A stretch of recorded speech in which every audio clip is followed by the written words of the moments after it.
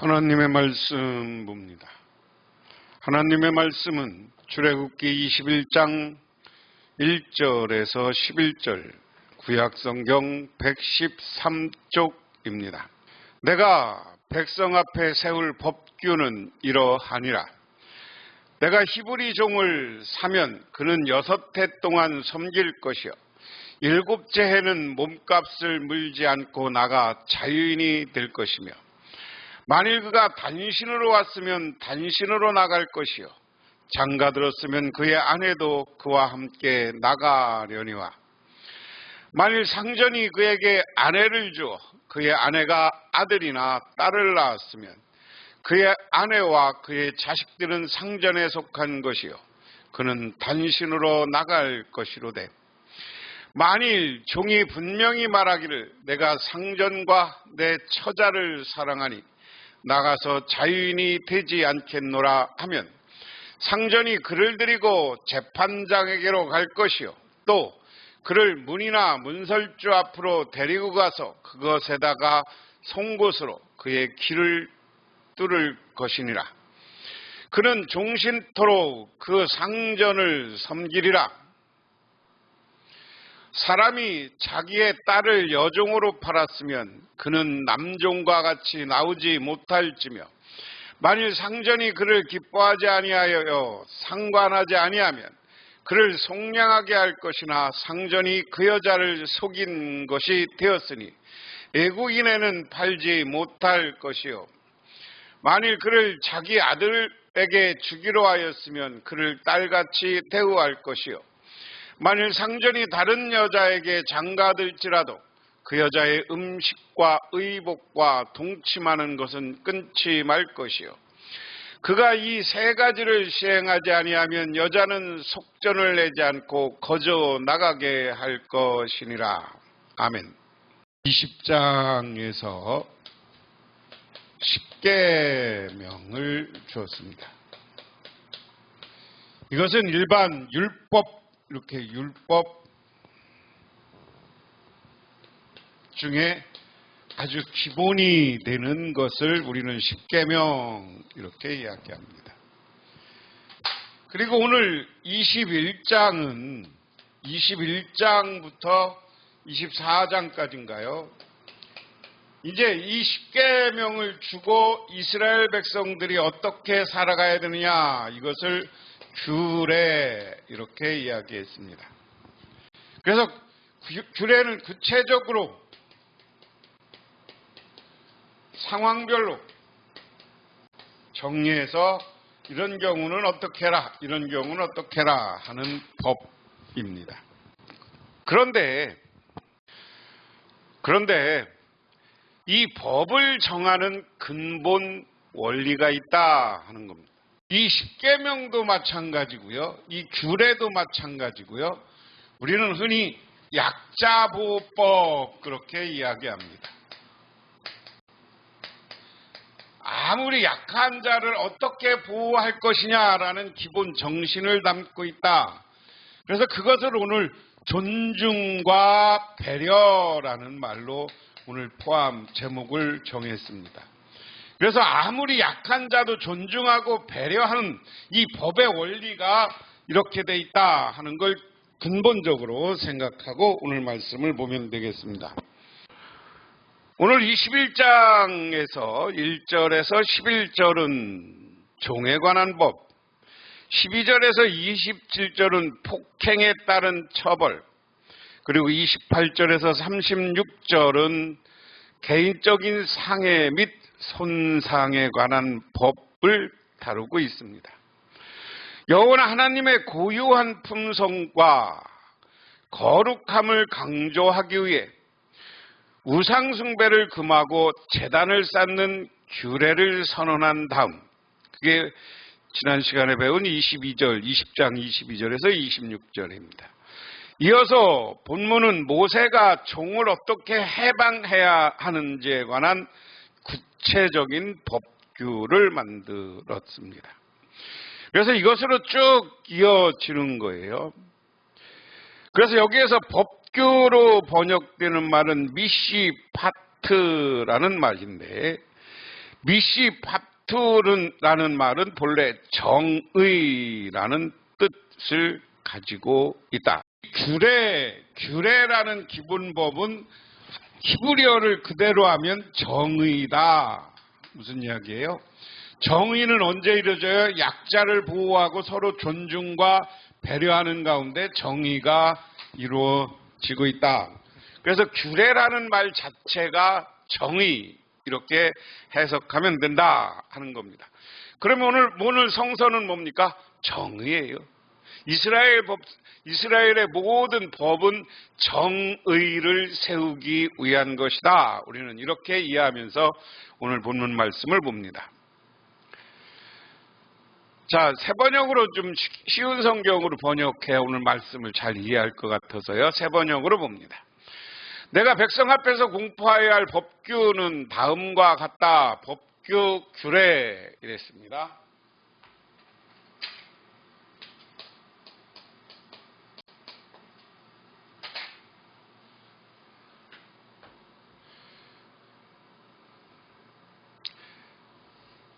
무슨 얘기냐? 1절을 보면 무슨 얘기냐? 1절을 보면 내가 백성 앞에서 공포해야 할 법규는 다음과 같다 그랬습니다. 공포하라는 거, 이 법을 가서 백성들 앞에 이야기하라는 거예요. 너희가 히브리 종을 사면 그는 6해 동안 종살이를 해야 하고 7해가 되면 아무런 몸값을 내지 않고도 자유의 몸이 된다. 그가 혼자 종이 되어 들어왔으면 혼자 나가고 아내를 데리고 종으로 들어왔으면 아내를 데리고 나간다.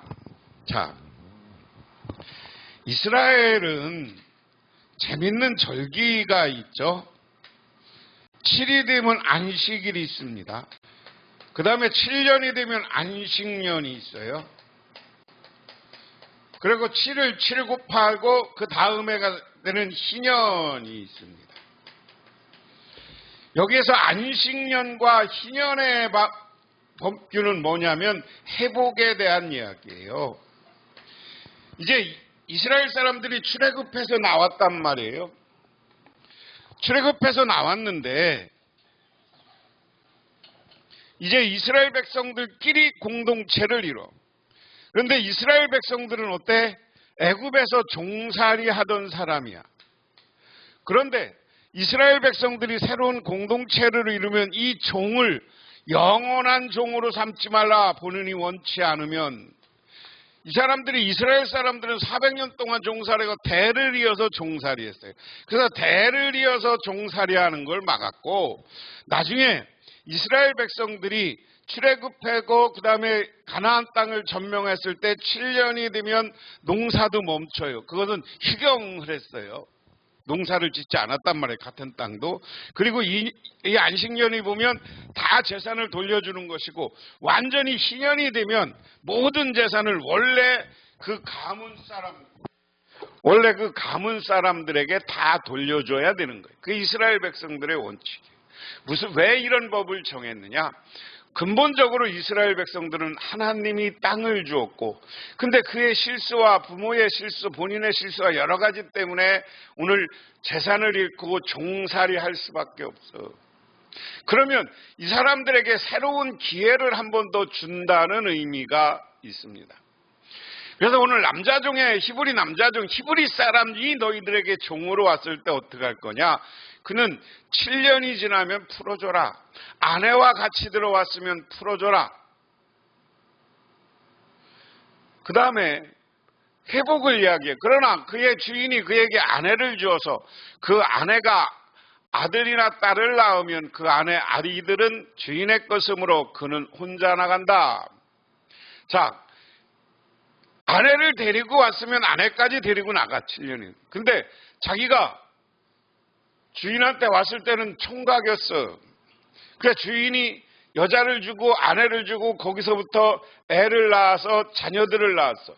그럼 이 자녀들은 누구 소유냐? 아버지, 주인의 소유, 그 집 주인의 소유라는 거예요. 여러분 우리도 조선시대에 종은 종대로 대물림하고요. 아무리 여자가 종이면 그 여자 종은 누구? 주인하고 애를 낳아서도 종이었어. 그게 우리나라 홍길동전 아닙니까? 그래서 이 히브리 사람도 비슷한 법을 가지고 있어요. 그래서 왔는데 아내를 줬어. 그럼 아내와 그가 낳은 아이들은 주인 거다. 그러니까 너 혼자 나가라. 나중에 7년에서 나갈 때 혼자 나가라. 그러나 종이 나는 주인과 나의 처자를 사랑함으로 혼자 자유를 얻어 나가지 않겠다고 선언하면, 그런데 아내가 아이를 줘서 아내도 낳고 주인이 아내를 줘서 아이도 낳고 가족이 있어. 그런데 가족을 버리고 나가기가 쉽지가 않은 거죠. 그래서 나 안 나갈래요. 나 가족하고 살을래요. 지금 종살이 하는 것도 괜찮아요 하면 많은 사람 앞에서 네가 먼저 나는 가족을 지키겠습니다 이렇게 선언하라는 거예요. 자유를 얻어 나가지 않겠습니다. 그 다음에 주인은 그를 하나님 앞에 데리고 가서 그의 귀를 문이나 문설주에 대고 송곳을 뚫는다. 그러면 그는 영원히 주인의 종이 된다. 세 번 개역 성경은 상전이 그를 들고 재판장에 갈 것이요. 여기에서 재판장이라는 말을 세 번역에서는 하나님이라고 번역을 했습니다. 그래서 이 말씀은 하나님으로 번역하는 게 맞고요. 재판장이라는 이야기는 뭐예요? 하나님을 대신해서 그 당시 누가 재판했어요? 제사장들이. 그리고 이스라엘의 사사들이 재판을 했어요. 거기 나가서 하나님 앞에 나는 이 주인의 종으로 가족과 함께 살겠다고 선언하라. 그러면 아내를 데리고 나가지 않아도 된다 하는 겁니다.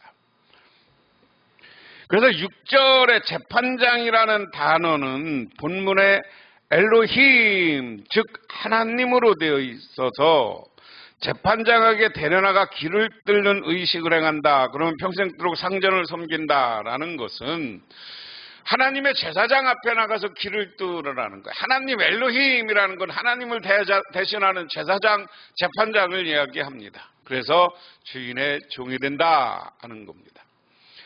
그 다음에 히브리 여자종에 관한 건 남의 딸을 종으로 샀을 경우 남종을 내보내듯이 그에게 내보내지는 못한다. 주인이 아내를 삼으려고 그 여자를 샀으나 그 여자가 마음에 들지 않으면 그는 그 여자에게 몸값을 얹어서 그 여자의 아버지에게 되돌려 보내야 한다. 그가 그 여자를 속인 것이므로 그 여자를 외국 사람에게 팔아서는 안 된다. 오늘 7절, 8절 이야기는 남의 딸을 종으로 데려왔어. 그런데 자기 아내를 삼겠다고 해서 데리고 왔어. 돈을 주고 사서 데리고 왔어. 그런데 그렇게 남종처럼 그럼 내보낼 수는 없다. 여자종에 대해서는 오늘 좀 제약을 했어요. 왜 그랬을까? 이것도 약자보호법이에요. 7절은 남의 종의 딸을 종으로 살 때 남종을 내보내 그를 내보내지 못한다는 얘기는 이 당시 여자들이 나가서 직업을 갖고 일을 해서 먹고 살기가 힘지 안 되는 거예요. 그러니까 주인이 일을 시킨다는 개념보다 주인이 여자를 보호해야 된다는 거예요. 이 약자보호라는 말을 우리가 잘 생각해 봐야 돼요. 그리고 어떤 여자에게 자기가 아내로 삼겠다고 해서 돈을 주고 데리고 사왔어요. 그런데 그 여자가 마음에 들지 않으면 그 여자에게 몸값을 얹어서 그 여자의 아버지에게 되돌려보내라. 그래 돈을 더 줘서 되돌려보내라 하는 겁니다. 가져온 것만큼 더 얹어서 보내라. 그가 그 여자를 속인 거다. 아내로 들고 온다 그러고 아내로 안 삼았으니까 속인 것이므로 그 여자를 외국인에게는 팔아서 한다. 왜? 외국인은 영원한 노예가 되니까. 그가 그 여종을 자기 아들에게 주려고 샀으면 그는 그 여자를 딸처럼 대접해야 한다. 한 남자가 아내를 두고 다른 아내를 맞아들였을 때 그는 그의 첫 아내의 먹을 것과 입을 것을 줄여서 주거나 그 아내와 부부관계를 끊어서는 안 된다. 오늘 재밌는 거예요. 여기 여자 종에 관한 이야기는 그냥 여자 노예를 이야기하는 게 아니라 돈 주고 아내로 데리고 왔다. 자기가 같이 살겠다고 데리고 왔다. 그런데 첫 번째 그 여자에 대한 규례 첫 번째는 뭐냐면 네가 그 여자가 마음에 안 들면 돈 얹어서 내보내. 다른 데 외국인한테 팔면 안 돼. 둘째, 너 그 아들한테 주려고 그 여자를 샀으면 딸처럼 생각하고 아들에게 최선을 다해서 대접하고 아들에게 보내라. 그리고 이 당시의 법은 한 남자가 여러 명의 아내를 둘 수 있었으니까 네가 그 여자를 데리고 왔는데 아내를 맞이했는데 그 첫 아내가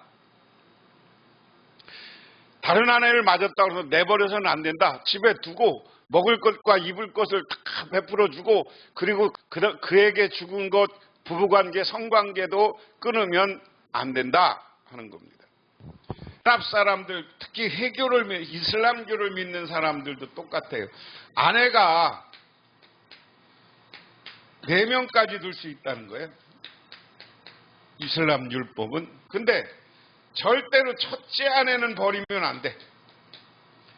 그리고 이 첫째 아내를 통해서 집안 살림을 하고 그 다음에 둘째, 셋째, 넷째 아내들이 첫째 아내에게 함부로 하는 것을 잘 엄격하게 금하고 있다는 거예요. 이스라엘 사람. 첫째 아내는 함부로 할 수 없다.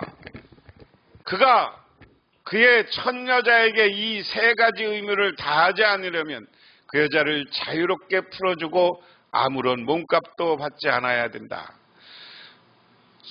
그 여자에게 어떤 거? 아내를 맞아서는 먹을 것과 입을 것을 줄여서 주면 안 되고 부부관계도 끊어서는 안 돼. 먹을 것, 입을 것, 그리고 서로의 사랑, 부부관계도 끊으면 안 돼. 이 3가지를 안 지킬 거면 그냥 풀어줘. 어떻게 돈도 더 많이 줘서 몸값도 받지 말고 그냥 풀어줘서 자유롭게 다른 곳으로 시집가게 해야 된다 하는 겁니다. 이스라엘 백성들이 힘들게 종에서 풀려났어요. 그래서 하나님이 준 아름다운 새로운 세상을 만들어 가야 되는데 이 세상을 만들어가는 원리는 서로 존중하고 배려해야 된다. 종마저도 배려해야 된다. 하인마저도 배려해야 된다. 자기 아내로 종의 신부로 온 아내도 배려해야 된다. 그래서 최선을 다해서 약자를 보호하고 지켜줄 줄 아는 가족관계, 그리고 공동체 사회를 만들 때 그 사회가 어떤 사회가 된다? 아까 법이라는 말을 해석하면, 법규라는 말을 해석하면 정의라고 그랬어요. 그래야 그 사회가 정의로운 사회가 되는 것이다. 오늘날 이 말씀을 공부하면서 우리도 이 시대를 살아가는 우리 크리스찬들, 기독교인들은 약자와 힘없는 사람들을 배려하고 존중할 줄 알아야 되는 거예요. 그리고 서로 가족 간에도 남편과 아내를 서로 배려하고 존중하시는 여러분 되시기를 바랍니다. 그리고 누구를 또 존중해? 이웃들도 존중하고 우리 교인들을 존중하고 우리 서로 존중해서 정의로운 사회를 만들어가고 공의로운 교회를 만들어갈 때 하나님이 그곳에 더 큰 은혜와 축복을 내려주시는 줄 믿으시기 바랍니다. 기도하겠습니다. 하나님 아버지 고맙습니다. 이제 십계명을 받고 새롭게 출발하는 이스라엘을 향해서 하나님은 가장 낮은 종에 관한 법을, 규례를 가르쳐 줍니다. 법규라는 말은 정의라고 했습니다. 바꿔 얘기하면 정의롭게 사는 방법은 서로 존중하고 배려하고 약자를 보호할 때 그곳에 아름다운 사랑이 꽃피어질 때 하나님의 은혜와 축복이 더욱 커지는 것을 깨닫게 하시고 우리들도 서로를 배려하고 사랑하면서 살아서 우리 가정이, 우리 교회가, 우리 지역이, 우리 이웃과의 관계가 행복하고 아름다운 관계를 이루어가게 하옵소서. 예수님 이름 받들어 기도드리옵나이다. 아멘.